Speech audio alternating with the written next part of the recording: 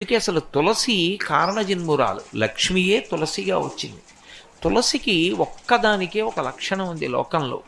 తులసి సమస్త పాపములను హరిస్తుంది. ఎందుచేత హరిస్తుంది అంటే దాని గురించి పురాణంలో ఒక మాట ఉంది. యన్మూలే సర్వతీర్థాని యన్మధ్యే సర్వదేవతై యదశ్రీ సర్వవేదేషు తులసీత్వం నమామ్యహం అని. అది తులసి యొక్క గొప్పతనం.